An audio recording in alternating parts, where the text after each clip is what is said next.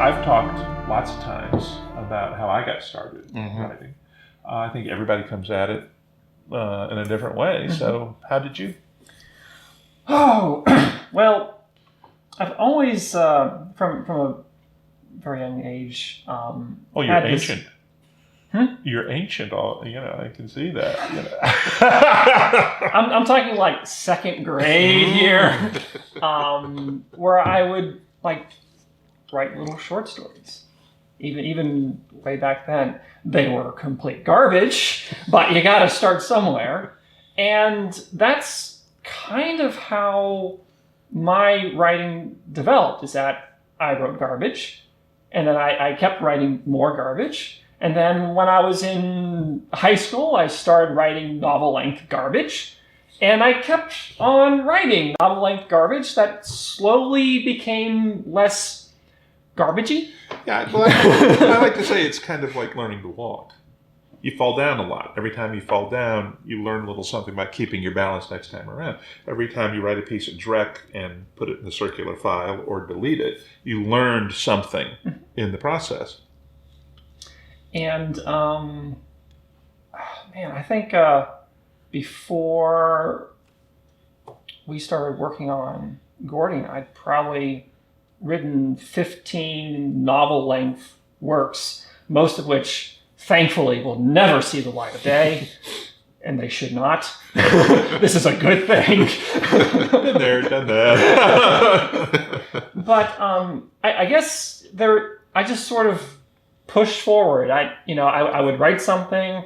I would kind of look at, okay, well, that worked, but that and that and that and definitely that didn't. So let's try it with something else. And I would do different crazy ideas. I would kind of move between different genres. Giant robot trilogy, we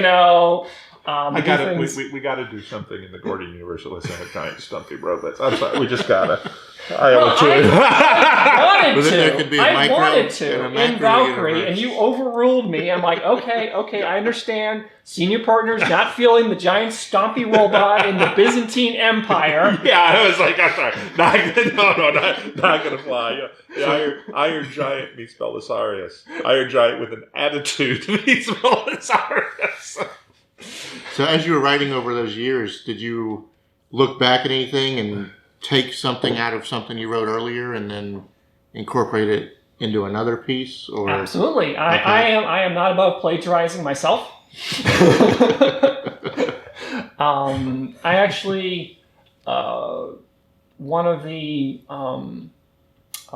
two solo manuscripts that I've submitted to Banging Books are actually based off of, you gotta rewind 10 novels or novel-length works. I don't even know if you can call some of these things novels, but the seed of the idea that I had, I really, really liked. Okay. And so I kind of carried it over and okay, let's tweak and fine-tune and try it again. So.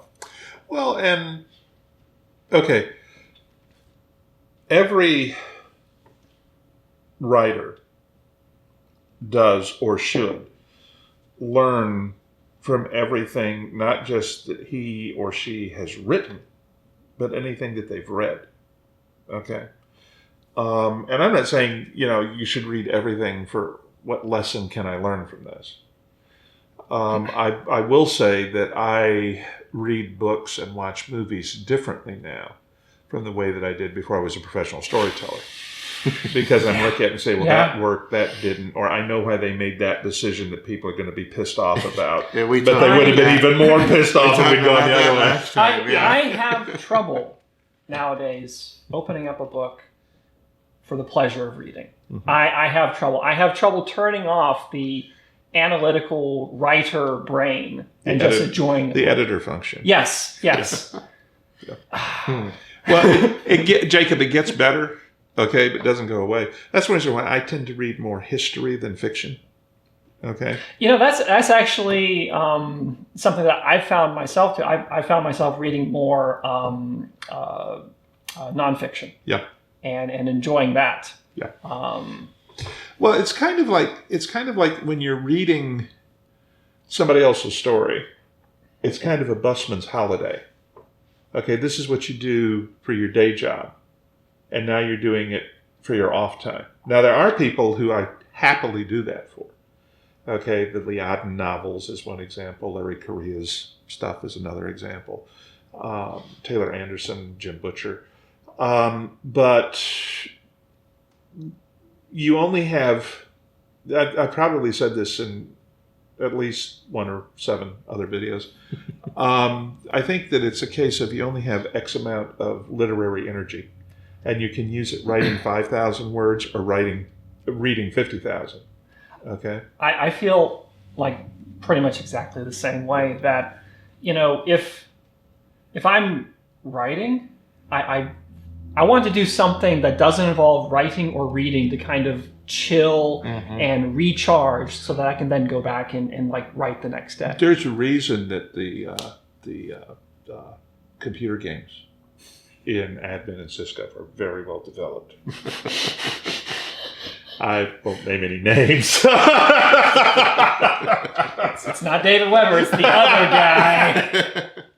That other guy's influence is on the book. But one of the great things that I love about this is in Valkyrie. Okay, it turns out the computer gaming is one of the points of contiguity that may be a doorway into interdimensional cooperation. You know, like, okay, didn't see that one coming.